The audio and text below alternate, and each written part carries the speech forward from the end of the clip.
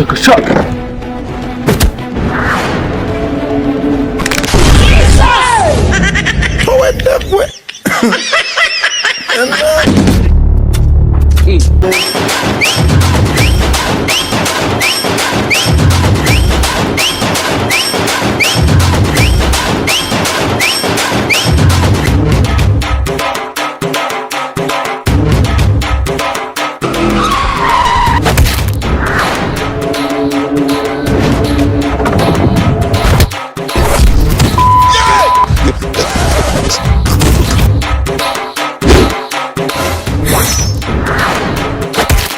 예.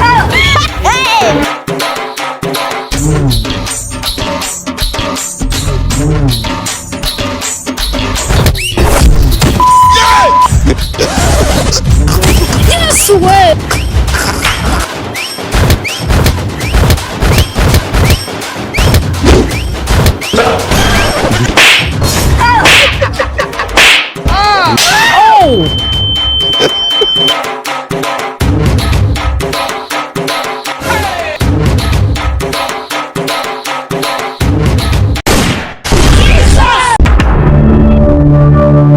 I don't give a damn about what people think of me. Jesse nitakuca abantu bantekerezaho oya. If you want to judge me, do it. Nimba ushaka kuncira urubanza bikore runcire ntaribe. It no longer concerns me. Kuko ibyo ntibikimpangayikisha oya. I no longer have to justify who I am. Ntago bikiri ngombwa ko nisobanura ngo ngusobanurire uwo ndi. What I do. Ibyo nkora uburyo mbikoramo. Or the decisions I make. Cyangwa se imyanzuro mfata ngo nje kubigusobanurira nkande wowe uri iki mu buzima bwanjye. I live my life by my own rules. Sigemba ubuzima bwanjye ngende ku mategeko yanjye nashyizeho. Expressing my thoughts freely. Ndetse ibitekerezo byanjye nkabikora uko mbishaka. Without seeking your approval. Nta burenganzira mbigusabiye cyangwa ngo ubinyemerere. If you don't like it, I respect your opinion. Nimba utabikunze ibyo ndabyubaha pe, kuba udakunze ibyo nkora n'uburenganzira bwawe. But it makes no difference to me. Ariko n'ubundi nje ntacyo bimbwiye nta n'icyo byantwara reka reka. I'm intrigued by this current trend where people think they have a right to look n'abantu b'iyi minsi ukuntu musigaye muteye into other people's lives. Uburyo musigaye mushaka kwinjira mu buzima bw'abandi bantu. Demanding unnecessary explanation. Muza musaba abantu ubusobanuro butari ngombwa, ni ngombwa ngo umuntu agusobanurire. As if they were owed something. Nkaho hari umwenda umuntu aba kurimo cyangwa se ideni aba kurimo reka reka. Ibyo bintu binacike buru.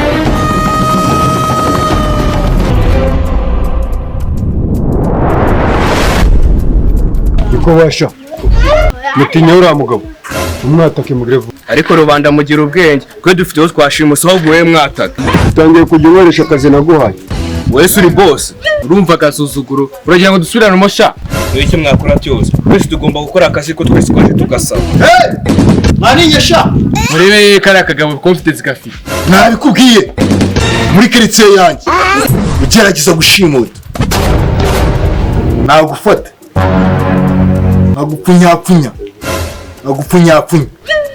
cyana kuri toilette akwiye ariko wa mugabo we uyu mwana dushimuse ni uwawe nabikubwiye ugomba kugendera ku mategeko yanjye wowe n'ibitabi ndetse nkwereka isomo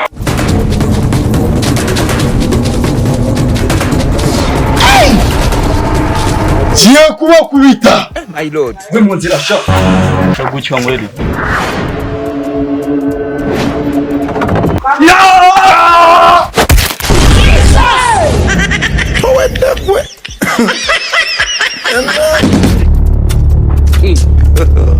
God have mercy upon us.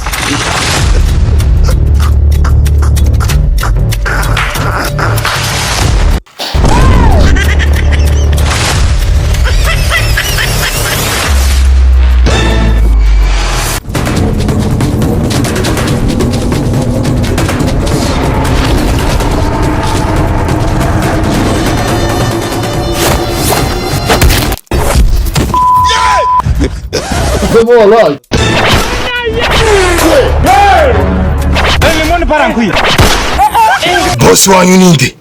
Inyoni. Ngiye kumukubita paka umumbwiye boss wanyu ninde? Jimba ujyane kwa boss.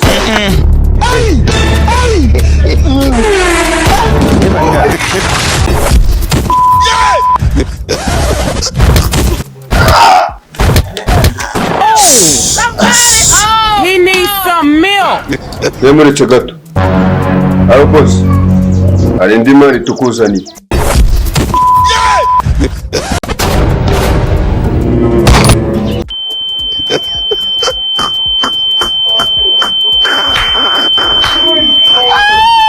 harya shangura we wigize kara kajya Wa mukozi wa boss wishuza akazi yakoraga.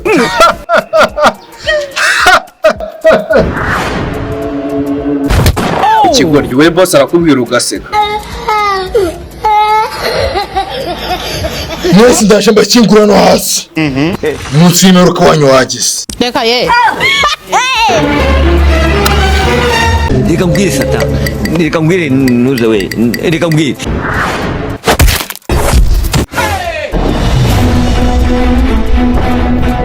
Ataka sha.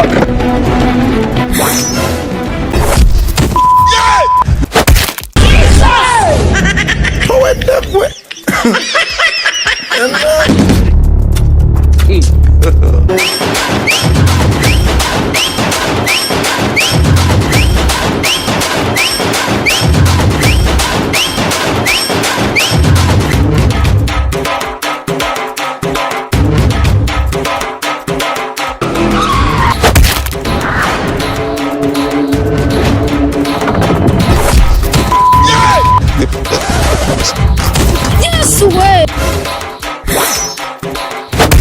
Reka ye.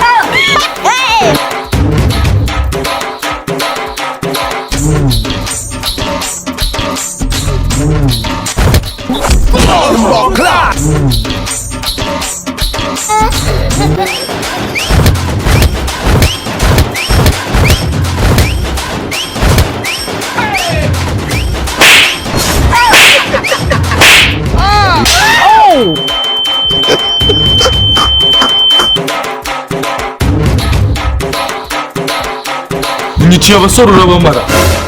Nawe agiye kukugeraho.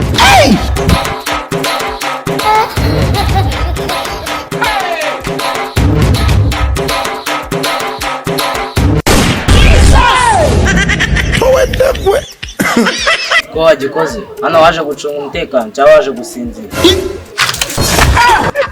Ndakeka none ubu ngubu ibintu bitangiye kumvikana. Wanyumva? Urwana rwa boss ra. How are you? Nase shasi ndi hano kugira ngo mwibutse gukora akazi kawe. Icyo gihe ngo nange report wirirwa uryana. Nk'umugabo ararota akarwana intebe yazivunaguye. Narabyutse nababaye bishwe n'amaganya kumbiza ari inzozi Mu mazi. Turashize none.